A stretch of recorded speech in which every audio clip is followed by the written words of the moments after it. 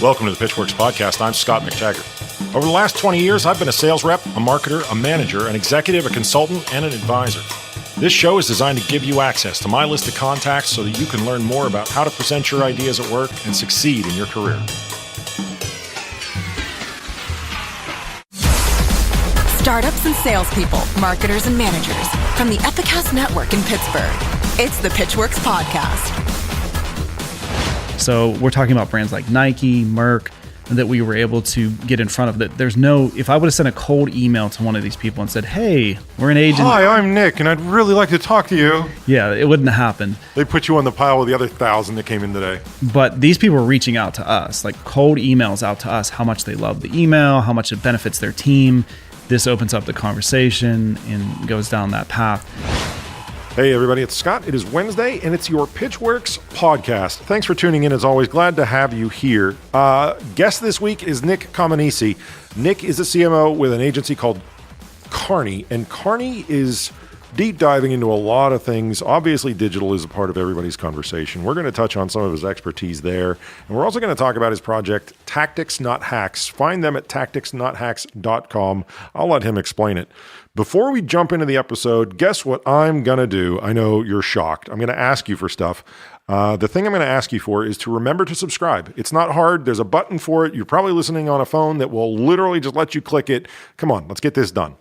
Let's talk to Nick. I want to get into, just like a quick little table of contents here, because we talk about a lot of things. Nick and I get into sort of like why a lot of these things don't work out. These marketing concepts that people are selling you as like easy overnight successes. I like his mantra of do the hard thing. We're going to try and just kick the tires on some alternative ways of looking at the current state of the union. All right, a lot to cover this week. Nick Comanici. Am I saying that right? You got it. Okay, I want to make sure because I got this thing about that, right? So you are the CMO at Carney, which is an agency here in Pittsburgh. That's correct. And you've got a bunch of other different things. I really like Tactics Not Hacks as a title. Why don't you tell us a little bit about that, and we'll get into everything else after that. Sure. Yeah, that's it's a consulting project that was born out of my frustration for a lot of these coaches, I guess, / consultants selling overnight success. Right. You hear a lot about growth hacking, life hacking. It's become a buzzword. It has. And it's true. I mean, you can bypass the process, but there's always consequences to it. And I think that's not always being revealed. Yeah. Of what is being left out, and down the line, what does that look like? People that are really tight with me know that I'm not like a big Tim Ferriss fan, right? And the reason was that when I bought the 4-Hour Work Week, I felt ripped off on the second half of the book, right? Like I felt like it was kind of like, well, I won this, was it judo? It was like the judo contest, and he won by like pushing people out of the ring. Like, I don't know. I have a preference for winning with, we'll call it honor. We could also call it not looking like a schmuck, right? But I guess I could have found some loophole in the rule book myself. And if that's what growth hacking is, then I didn't want to be associated with that. Yeah, I think he's gotten away from that to some degree. I think I'm just talking about back when. Yeah, the 4-hour work that sticks with him. The whole 4-hour anything. Well, it's a good brand. It's brilliant from a branding perspective, right? Yeah, but I definitely think he's grown out of that. So, but I agree. Yeah, that book, it definitely has some takeaways, and I think that's the case with a lot of these courses, mastermind courses. It's not that they don't have any value in them. It's for the average person, they're most likely not going to achieve the lifestyle that's being pushed in a short period of time. You and I both, I mean, as a CMO of a digital agency, right? Like you see this, you have to watch just what's happening in social just to kind of pay attention to the state of the art, right? I do the same thing. I watch just to see sort of what are people pushing and how are they pushing it. And a lot of times it's flash. Like, I'm not going to make any friends with this one either, right? The one where it's like, well, if you do a daily video, you and I talked about this when we first had our meeting, right? Sure. Like our initial prep. I said, I think it works for some people if it's differentiated and I know what to expect from it, even if that expectation is to be surprised. But I'm worried about what happens when 50,000 people who are all in that same sort of like, oh, I'm going to be Gary Vaynerchuk, right? You can't have that many Gary V's. You have to advance the ball somehow. Well, I mean, he makes that clear too, that his personality is very special. And, no lie. And so, I mean, he's motivating, but like I said, most people are not going to do things the way that he does them, and for the length that he's done it. Okay, so but let's make it so that all things are equal. If Gary V's clone started watching his channel 2 years after he got started, right? And just did everything, like followed the videos, did the things, there's still a moment, there's still a window that you have to consider. Like, is what I'm trying to do, is my version of this fresh enough, right? And have I put in enough work to basically have a good message, to carry an audience, those kinds of things? And I saw tactics, not hacks, and I went, I need to talk to this guy. So you're talking to people about, I would say, putting the work in. Is that a fair statement? Yeah, I mean, the tagline that we use in most cases is "do the hard thing." Right. Because I think for most people, especially in the digital world, there is an illusion because you can achieve some results fairly quickly. But doing the hard thing means that kind of digging into doing the things that are not as fun to get to the point where you're doing something that you enjoy. Right. And this comes back to the idea of people wanting to quit their 9-to-5 jobs to pursue their passion. Until they find out that their passion is not profitable, or they can't make a living with it, and they begin to hate it. So sometimes it means doing something maybe you're not as passionate about, to get to the point where you have some form of freedom to do those things that you are passionate about. So a lot of my clients that come through are coming off of some of those courses that were either some type of course to get them in to start their own business, to pursue some form of a consulting mentor type role, and they start finding that they're not able to make money and to jump ship from their regular 9-to-5 job. And the thing that I immediately tell them is, like, you may not have to. Like, maybe it's also that they're being told that the 9-to-5 is evil, so to speak. Oh, okay. Yeah. They've been told that, like, they don't care about you. You're the only person who can possibly look out for you. I often say that there's a lot of entrepreneurs out there who are basically just trying not to have a boss. Absolutely. Yeah. But I also think there's a lot of them that need somebody to remind them what the mission is, right? Like, I think that's a big part of it, is you need somebody to remind you to go back to first principles and say, like, okay, we're in this to make money. We've got things we're good at, things we're not good at. We've got a personal set of values that, we espouse. Well, what basically we're saying, not everyone's a leader. And so for me, one of the pivotal points in kind of changes I made in my mindset was reading Seth Godin's book, Tribes. It paints leadership in a different light. Growing up, I listened to a lot of punk music. And so the idea of authority figures and people who were considered leaders often had a negative connotation. Right. That book, though, helps you understand, like, what true leadership means. And it's not always the person who's ranting, and the person who's necessarily in politics. You associate certain people as leaders, and that sticks in your mind, and you feel like, that's not me. I can't be a leader. We had Amanda Lowe in here some time ago. Let's say, I don't know, a year ago, right? And she used to teach psychology at Duquesne, and her consulting practice was focused on basically re-engineering the way management and tasks and all that stuff works together to distribute information and make people happier with, sort of like the speed and flow of what happens at work. And one of the things she said that was interesting to me was that the hierarchy that we envision typically at work really comes from the Second World War. And I think what we're seeing right now, especially in the age of the side hustle and the I'm selling my extra bandwidth, which is happening all around us right now, is this idea that you can lead with quality output but you have to be able to signal it before they sign a contract with you. Does that feel right to you? Yeah, I mean, I think there's definitely a shift in the culture. At our agency, that's the feel there. We look for people, even when we're interviewing them, some of the questions that we're asking are very much questions to kind of feel out, do they have some of that entrepreneurial spirit? Meaning, are they pursuing things on the side when in the past that would have been frowned upon? I'm actually looking for it. What does your portfolio look like outside of your day job? Yeah. Or you're pursuing other things? I always ask, like, what's the top 3 books that you've read that have had an impact on you?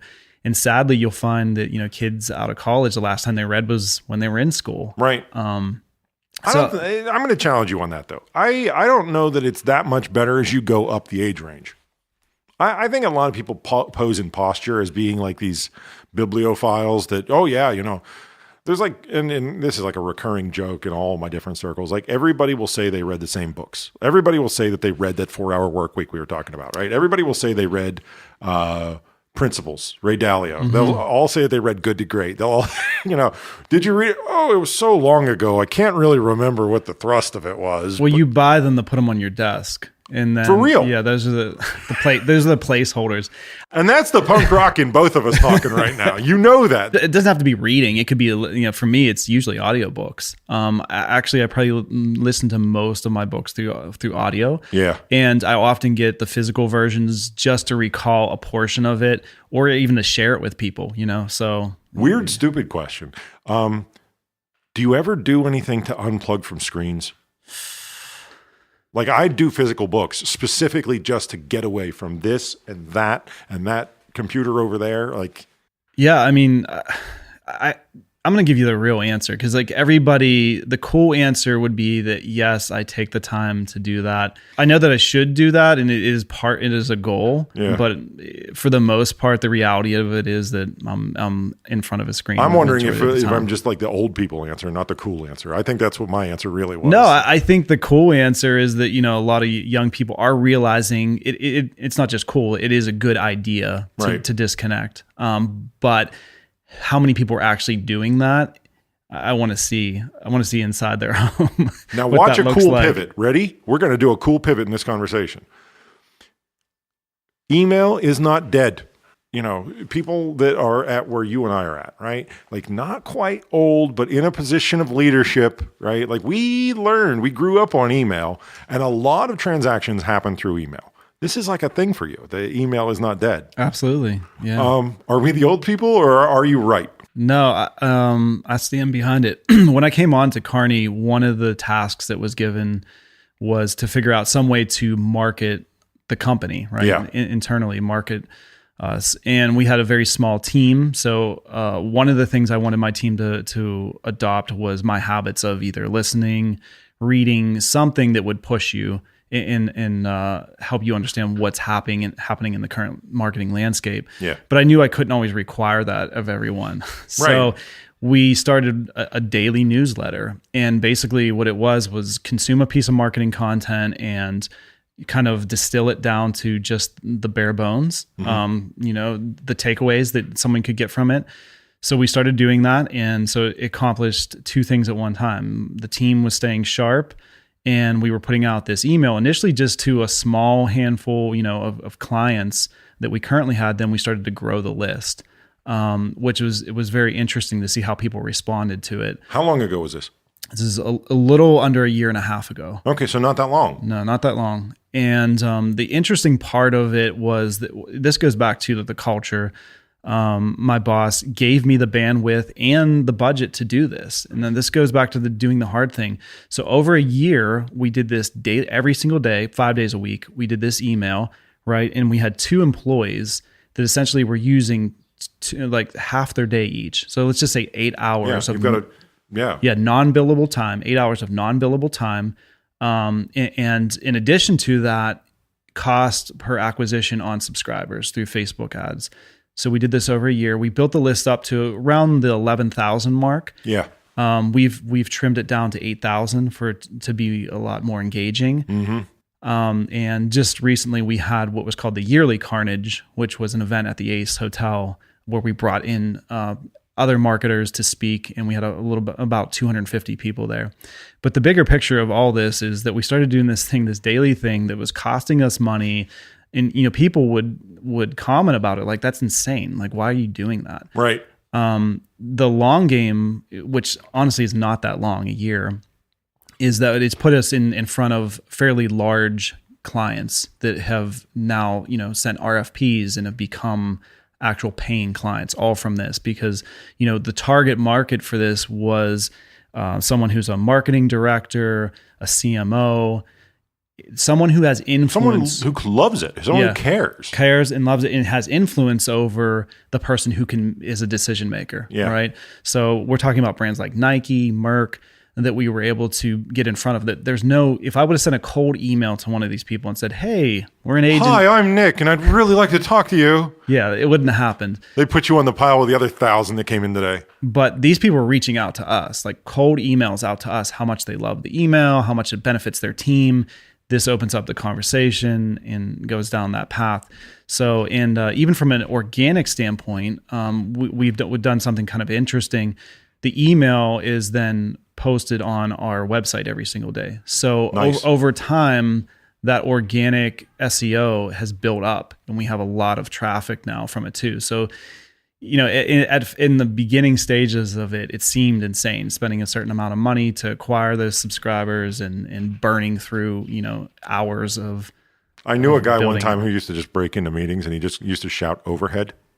He would just open up the door and he'd look around and he'd go, overhead. And then he'd close the door and leave. Just to keep it on people's minds, right? Well, that's a good point. I mean, I think. Oh, he's a great guy. But, it's the opposite thinking. Like, you were doing overhead with a purpose, and there was something, maybe it was even more than you thought it was going to be, but it yielded fruit at the end. And to get back to the email's not dead, the reason for that is that, Facebook right now is the best place to be advertising as far as what you can get out of your money, but you have to have a backup plan. And the backup plan is scooping those subscribers, those people into an email list that you can control, right? Because the algorithm's always changing in Facebook. But the second you can get them into your territory, it's kind of you're playing in your space, right? So we have a great team of developers. They're able to constantly work with the UX and the design of the email, make sure it looks consistent in everyone's mail client. So email is an interesting thing. It's old, so it hasn't really changed that much, which is actually a good thing in this case. One thing that stuck out for me in your comments was the fact that, and I think it's probably true on the Facebook piece too, it's about your commitment level. It's also about the Gary V daily, video thing. It's always about your commitment level. It's a very fine line between useful and stupid. You might not agree with my characterization there. No, I think that, and that's something I think more people should admit. I will fully admit that over that entire year of doing that daily email, there was many times where I was questioning it. Should we stop it? Should we allocate the budget somewhere else? Should we spend the time somewhere else? So that's okay to have that thought process. That's not the problem. The problem is when you let that thought process change what you're actually doing, right? You have to think strategically. You have to be high enough up that the numbers in aggregate don't scare you. Yeah? Absolutely. Yeah. I mean, fear comes into it for sure, you know? And I think that the idea is that people were riding off what they did 5 years ago, 10 years ago. And there was a time when that worked, it was valid. That is going away. And to me, it's an opportunity. I like the fact that to do Facebook ads really well, you have to know what's happening tomorrow, not what happened yesterday. So that takes a lot of people out of the game because a lot of people want to ride on what they've known. This thing they read, an article they read 6 months ago. And that comes back to the employee mentality. And, we spoke about that a little bit earlier. And so I think companies should embrace the entrepreneurial mindset. It doesn't necessarily mean that a person has to be an entrepreneur, that they're pursuing a million side hustles, but having the mindset that, at night, sometimes instead of going home and watching binging on a Netflix series, they're willing to listen to a podcast like this one. We like those people a lot. Big fans of those people. That's going to, when they go back into work the next day, it's going to give them a little bit of an edge. two books that really changed things for me. And this is taking it out a little bit out of marketing, but Ryan Holiday, Ego is the Enemy and Obstacle is the Way. So I've heard of the first one. I haven't read it. Okay. I haven't heard of the second one. Those two books, if you're going to gift anything for someone, that you should buy both of them. Nice. And they're game changers. And this goes back to your point that, sometimes a marketer is always looking for marketing materials, and that's true. But sometimes it's the books that are on a little bit of a more philosophical or higher level that will give you something that's different. We talk about this a lot internally, and I think bigger corporations probably still operate in this way, but the departments are very siloed, right? There's a development department, there's a design department, and the project starts in one area, they do their thing, and then they pass it on. Yep. And there's a huge disconnect by the time it gets to marketing and then so forth. But one of the things, having a smaller team, we're able to collaborate a lot better. And so I think that people need to stop thinking so singular when it comes to whatever it is they do, whether they're a marketer, a designer, a developer, and think holistically of the entire project and like, what is this going to do once it leaves my hands? And, how can we make those things work better? Okay. So you and I keep tap dancing around something, and I want to try to give it a name.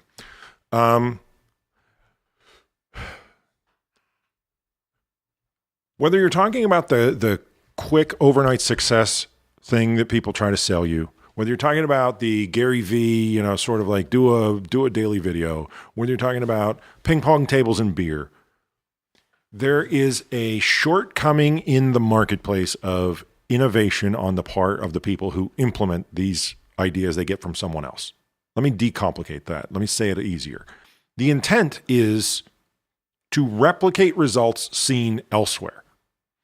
And then where I think it goes off track is that it becomes passé. It becomes cliche. Somebody just keeps doing it. And it's like, this is the 8th place I've been where there's free beer.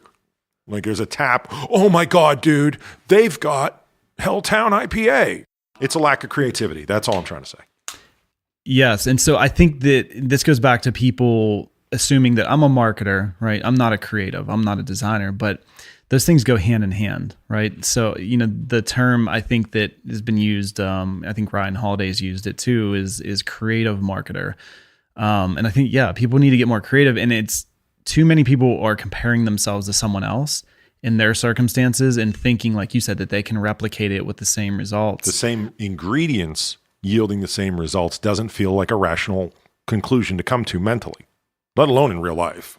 Yeah. And so I think that's where it comes to reaching out in different places and taking inspiration from things that are outside of what it is that you do on the day to day. I think everybody turns to certain entrepreneurial thought leaders, but there's an ugly term too, right? Yeah. Yeah, what's that? How do you get that title? Well, but also, again, it's like it's a thought original, and then I'm the thought copier, right? Like that's kind of what we're talking about, right? It's like, for me, I think the only one I actually think of as a real thought leader is Seth Godin. I hold him in the same regard. I'm always amazed by whatever he has to say. Yeah, but everything else is, a lot of things are being regurgitated or, just a different spin on it. But yeah, Seth Godin's probably one of the few that I would give that actual title to. Yeah, I think people need to start. I mean, the cliche term is think outside of the box, and that's even that's cliche for real. Right. So we're not very punk rock after all, as it turns out. But so I think it just goes, what ends up happening is that being weird for the sake of weird is the problem, right?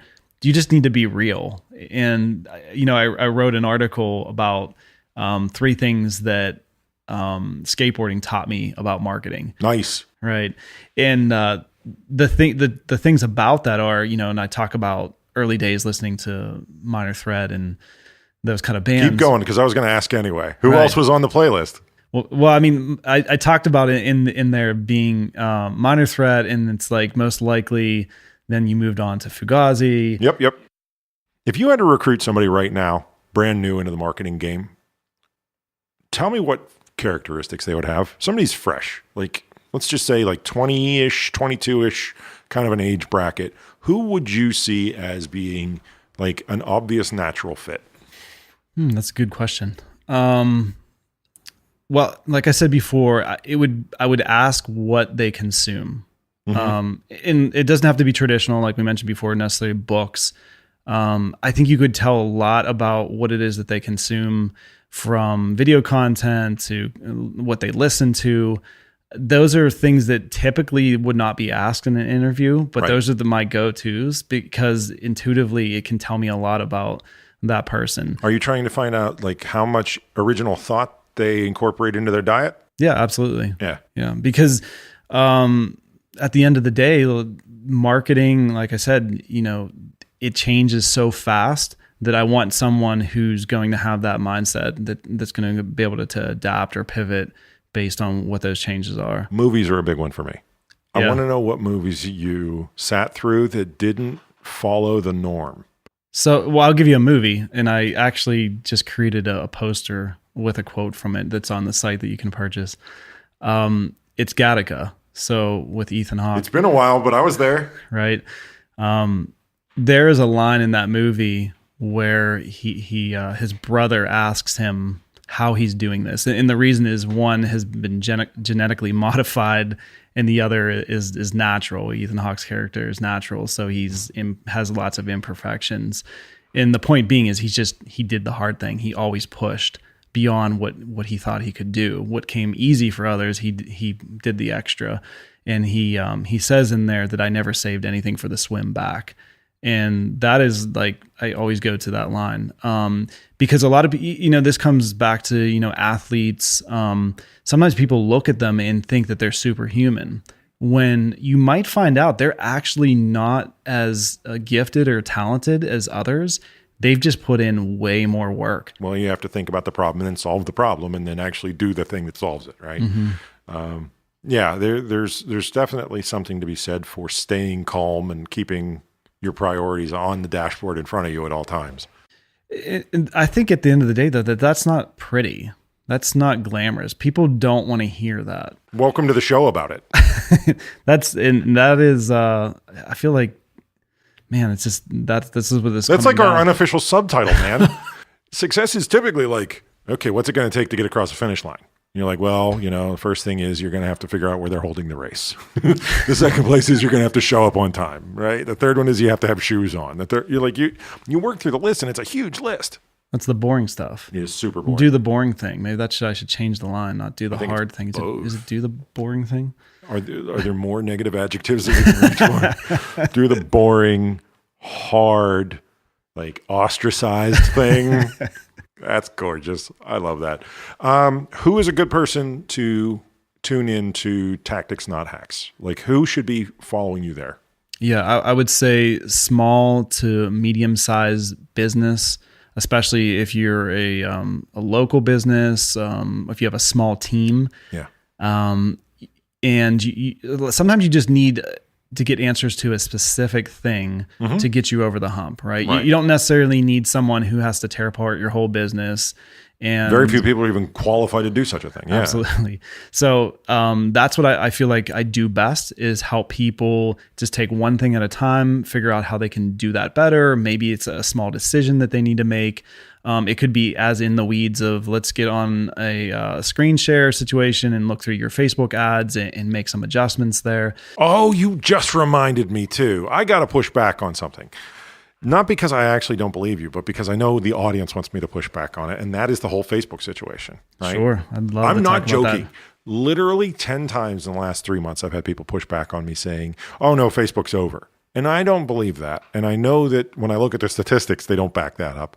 In fact, I read something that said that after the Cambridge Analytica and all that stuff, Facebook usage actually went up, which is bizarre to me. But what do you say to people who tell you that the Facebook thing is over? There's a few things that, let's start with, if it's younger people who are saying it because they feel like Facebook is no longer cool. They're right. They're right. It's not cool. I'm not talking about Facebook in the sense of posting a picture of my dog and my family. I'm talking about the paid side. It's the dark side which is the real product. Right. That is very much alive. And you have to remember that Facebook owns Instagram, and Instagram is killing it right now. That's what I say. This is literally exactly what I walk people through. Instagram answers so, all the questions you have about long-term viability. Yeah. If you're running ads, you're running them through Facebook to Instagram, right? So it's a part of that. Now that they started with the shoppable tags, now the next step where they're going to allow you to actually put your credit card information in so you can make purchases without even leaving the platform. I always do the analogy. I mean, when you're on the highway on a trip, what do you like better? To get off at the rest stop, you just have to veer off a little bit and right back on, or do you like getting off at the exit and getting lost for an hour? Following the sign that just vaguely says turn left for food? Absolutely. Something's actually happening in the marketing world that I just talked about today with my team. You know, back in the day, you couldn't really track your results, right? So if you ran it was blind faith. A television ad, a billboard, and that seemed crazy. But now we're kind of shifting to the other side of things because we can narrow it down so specifically to this ad. Somebody saw this video and then they watched it over 3 seconds, and then we showed them this ad in the middle of the funnel, and then we retargeted them with this ad, and then they purchased. And so you can attribute this X amount of dollars spent to this acquisition. So now clients are getting so worked up about that if the amount that they spent doesn't 3x or 10x, now they're upset. So they're losing track of some of the long game or the brand awareness, right? So it kind of shifted. Before, it's almost like it was all brand awareness. You're just hoping someone sees it. And even then, the stats that they would feed you were probably a little bogus. Oh no, 1,000 cars drive by that billboard every day. Absolutely. And I have a fear about that too, right? Like I have a fear that that level of granularity becomes at some point diminishing returns time suck, and you have to budget for how much time you put into it. Oh, this is happening every day. So, there's so many different SaaSes or software as a services out there that are now creating these dashboards and these ways to put together a content calendar.